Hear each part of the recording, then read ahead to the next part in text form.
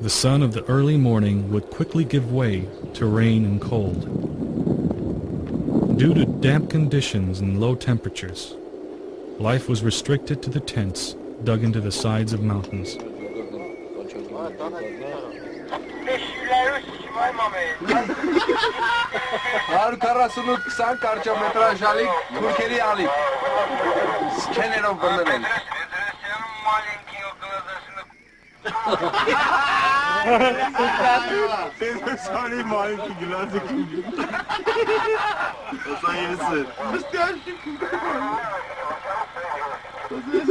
Petrosyan'ın da anasını Maliye'nin de sen de bilirsen.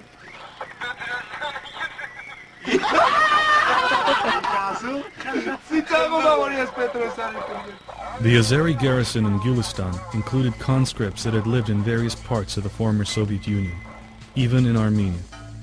Some of them spoke Armenian fluently. Over 200,000 Azeris had lived in Armenia, working mostly in agriculture. Other large Azeri populations lived in Georgia, Iran, and Nakhichevan. Nakhichevan had been part of Stalin's arbitrary divisions of the Caucasus. Its ethnic Armenian population had been slowly driven out after Azerbaijan had been given control. The history of Nakhichevan, which borders Armenia, Turkey, and Iran, is an example of what could happen.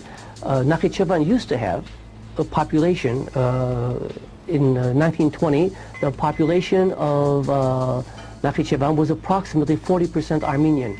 Today it's zero. And it's zero today because that 40% Armenian population was gradually, slowly squeezed out by the policies of the Soviet Azerbaijani government. Many believe that Qarabağ had been on its way to becoming another Nakhichevan. This was one of the reasons why the Armenians of Qarabağ had voted for independence from Azerbaijan. This was a liberation struggle. This was territory that historically and rightfully belonged to them. They were willing to die for the motherland. I think in part that's what made them so good militarily. They had a real reason to sacrifice their lives for their land.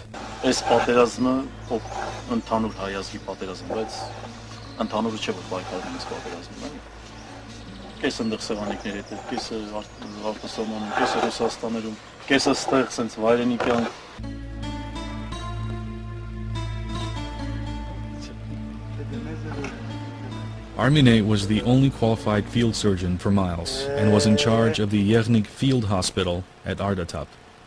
As a qualified surgeon, she could get a job anywhere in the former Soviet Union, but she had chosen to stay.